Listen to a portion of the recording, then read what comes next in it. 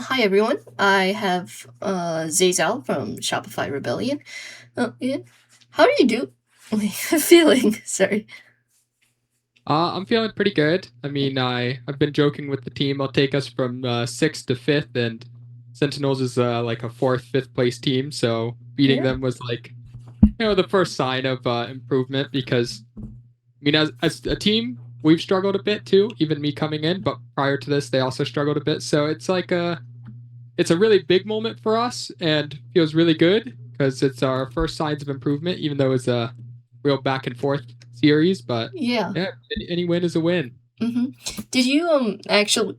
It was pretty action packed. Did you enjoy the amount of, was it kind of really like overwhelming?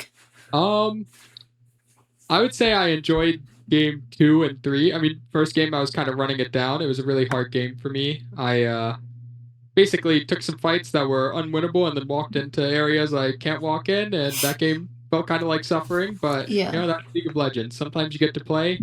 Sometimes they effectively take away your keyboard and mouse without you knowing. Give you the Fate controller. That's kind of what they did to me that game, game 1. Yeah. Yeah. The games 2 and 3. Oh man, that game 2. Honestly, I can't even think of like. Okay, there's a lot. Um, I can't particularly think of a complete standout moment, Yeah. but at what point do you think like in game 2, where like Shopify Rebellion was starting to like that like really determined like Shopify Rebellion winning in game 2? Sorry.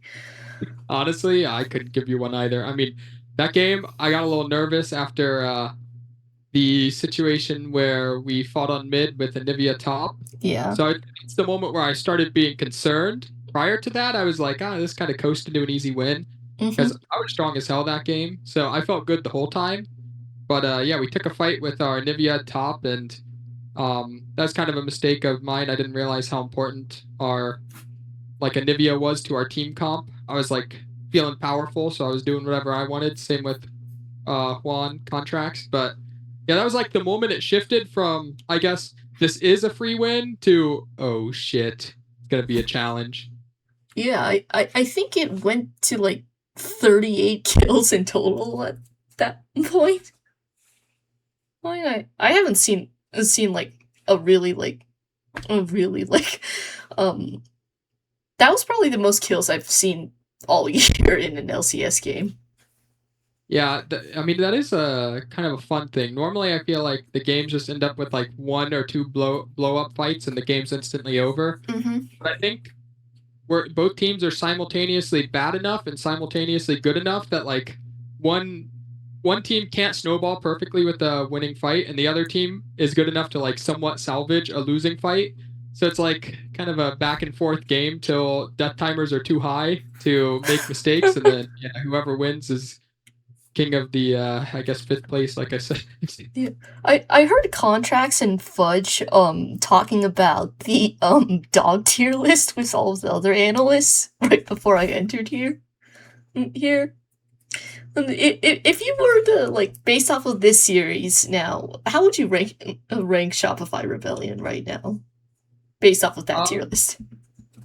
I think a lot of people misjudge Shopify Rebellion because they've never been a particularly good scrim team, but like something about especially top and jungle, like these guys kind of come alive on match day and they're kind of different beasts. But I mean, with the dog tier list, I kind of have a take on that. I feel like they swapped the order. They put Chihuahuas at the bottom, but Chihuahuas are really a top tier dog. So I would say we're in the Chihuahua tier, but they've got it reversed.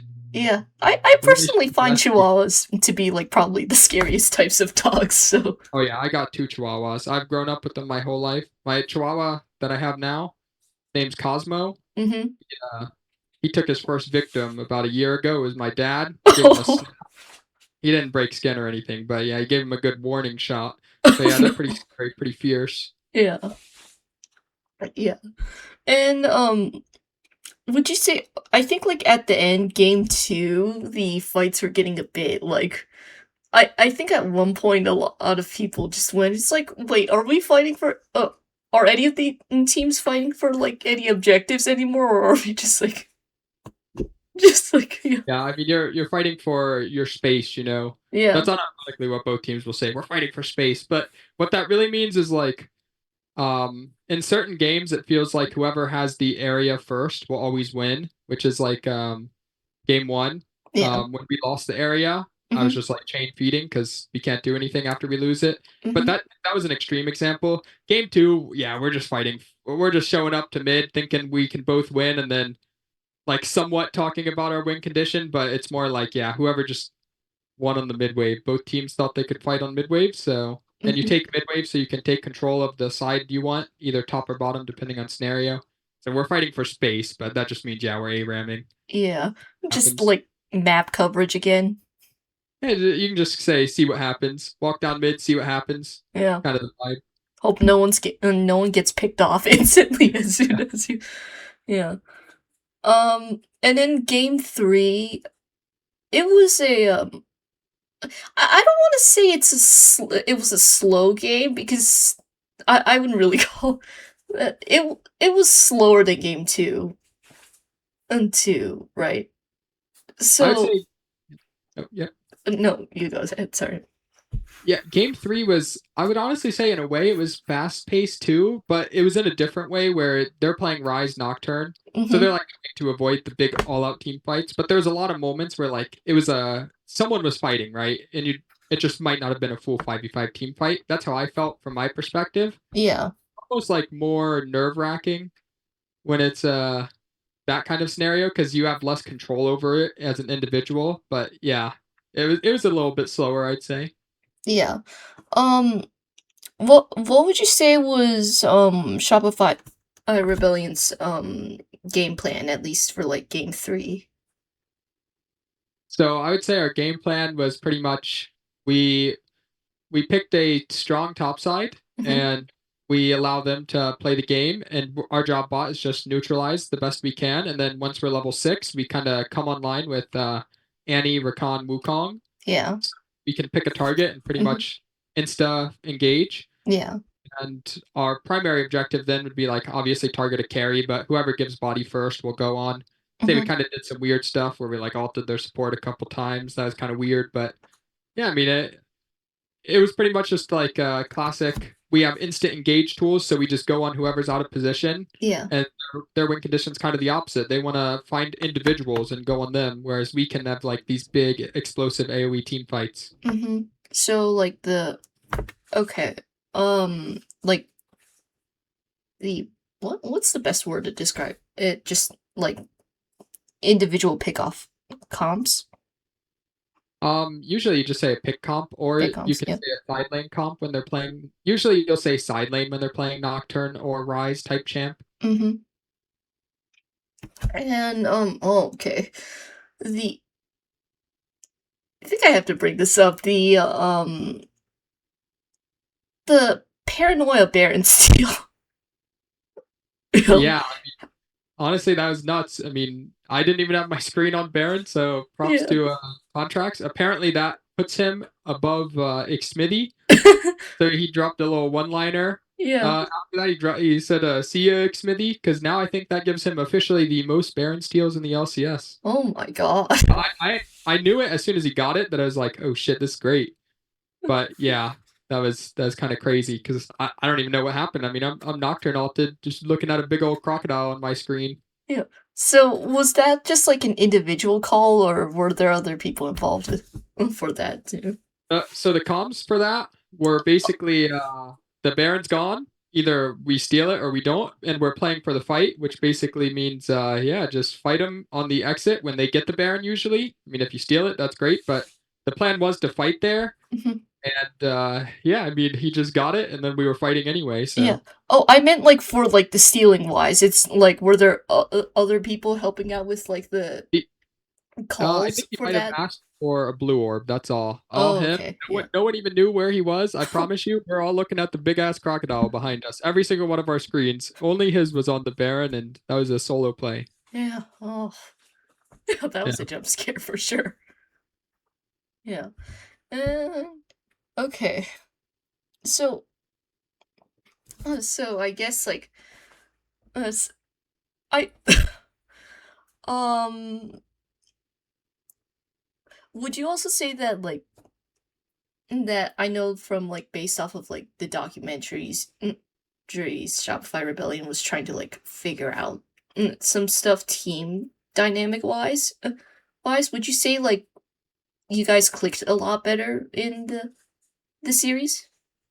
I mean, I think we always get a big boost because of top jungle's like intensity on match day, but honestly, I'd say we still have a lot of the same problems. Whereas I would say prior to me joining, the issues that they kind of like. I mean, there was a lot of like high intensity moments in the documentary. We've had very few of those. There's been no like uh anger being like pushed onto others. It's Mhm. we've had some like conflict. Like after our last loss, there was a little bit of like um basically like we need to be nicer to what was directed to me, but that was like oh it was basically like I need to be less. I'm very sarcastic and Yeah. like bullies any whenever he would we were playing like ARAM together and I'm like bullying him that he needs to deal damage and carry. And then like the concern was like maybe that got to his confidence. So I mean we've had very few moments if that's a concern. Been very So it's like the banter that's borderline. People can't really tell if it's toxic or not, I kind of think stuff. it's well it's toxic, but it's like Zenny might not fully understand that I'm just being a sarcastic asshole kind of Oh vibe. yeah, So he might actually think like I don't think he's doing his job. yeah, That's what you call it in League of Legends, hilariously doing your job. So I say like you have to deal damage, you have to engage when he's doing whatever his job would be. I just yeah, like encourage him, but in a sarcastic way. yeah. Bully him Zinni and like I are like around the same age, so I think like if I were him, I might have like a bit of I might be yeah, like pretty nervous on like it's yeah. It's hilarious how after that conversation, because then he would do the same back to me. He'd be like, he just randomly we're just sitting next to each other, and he'd say, "Hey Zeyzal," and then I'd say, "What's up, Zenny?" And he would say, "Why'd you steal my kill earlier?" And this is like a day after. He's just bringing it up, and I'm just like, "That's my kill. What do you mean?" That was like the vibe. But after that conversation, I started being nice to him, and now he goes, "Hey Zazel," and then I ask him, "What's up, Zenny?" And then he waits like 10 seconds now, and then he says, "Good job." That's all he says. Or he'll compliment something. So the dynamics kind of turned around. It's more of a positive reinforcement now. No longer little bullying in the Shopify office. would you Everyone else is still getting bullied and yeah. bullying, but not Zenny. Yeah, but would you say that that's been like a bit awkward having to change things up in terms of I don't know. Not really. No, Yeah. I don't mind at all. Like if someone says like being sarcastic, they take it a little too serious. Yeah. Then my job as a good person, hopefully a good person, to consider their feelings and change how I operate. And Mhm. I don't mind at all. He's young, he's a rookie, and it's a high stress environment for him. Like I joke as a way to like alleviate stress, but if it's not getting that effect to him and it bothers him, I'm always gonna stop. Mhm. I can imagine for him though, it did like if he's already down on himself when I'm like making jokes like he's not playing well in our ARAM. It Mhm. was only just to clarify, Yeah. ARAM play it a lot. Yeah. Yeah, only in those games. But if it's bothering him, yeah, I mean it. I can understand because it's really high stress for him. Mhm. He's just a rookie playing in another country, trying to do his best. Yeah. Would you say I know some other LCS teams will do this and like they'll banter and like crack some jokes while like in series. Do you guys also have a habit of doing that? I would say no. Like I said, the intensity gets really high for this team, which is like good and bad. Mhm. I personally have always like been a little more serious on match day, where I'm still down to clown around, but I usually don't have like the I don't know, like the jokes in the middle of the game. I've never been one to do that, but like when we're Mhm. between games and stuff, yeah, Yeah. it's a little Yeah. little more chill. Mhm. Yeah. Mhm. Yeah. Um Sorry. Okay. So I guess like moving on to like upcoming games, like reflecting on this, what are some things you think like think you can like take away to carry on for the next sub group of upcoming games, and what do you think are some things that you and your teammates still need to work on? I would say making sure when we do take fights, because we're opting into a lot of fights as a team, that Mhm. we actually know like how and whether we can actually fight. Because that sounds crazy to say as professional players, but a lot of the time it's just what I said earlier. You do something and you're just like, see what happens. Yeah. And I think the worse you are as a team, the more you just say like that. You don't actually say see what happens, but let's like run through the game one comms where like we're playing the Camille, Galio, and Nefiri. Mhm. We have like no true lockdown for the Galliop, but we're just like, hey, yeah, we'll walk in, see what happens. But the actual comms are like, we can fight this dragon. And then that's what you say, right? But then there's no or very little detail of how we actually win the fight. And I think Oh. getting the detail of how you win the fight is what like makes an example is like inspired. He's really good at understanding how to win those crucial fights, whereas we kind of leave it a lot more open ended, and that Mhm. means that it's up to like random individuals to find really big plays. And I think that's a lot harder to do. Yeah.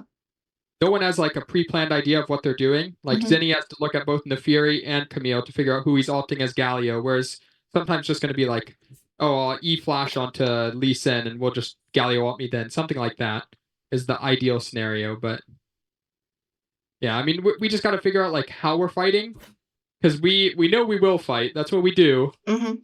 Matter of how we want to fight, especially when the tools aren't as obvious as like a vial or things like that.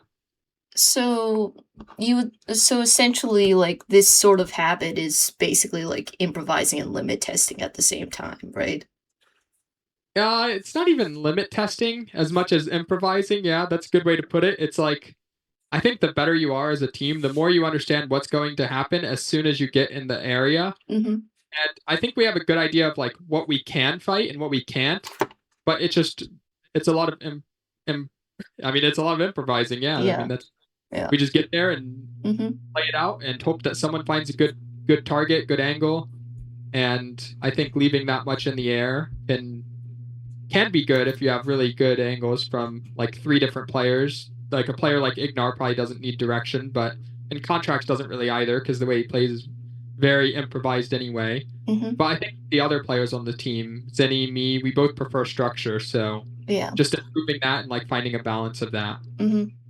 So just like having like an idea, like it's just like, oh, oh, you can be at like this area, like near like the right side of like this area. You can be like at there, like that sort of or of It's I. more like so when you take a fight in League of Legends, we'll just go over like the dragon. It'd be like we're gonna fight this dragon. Yeah, and then someone will say like whether or not they can first engage. That's usually the first thing you're going to ask, or whether or Mhm. not you have to mark a flanker, or whether or not you have a flank. So in that game, ideally, I think it would be like I'm playing Camille, so I say like, all right, Zenny, watch me. I'm going to look to E flash on their carries. Basically, that's it. Okay.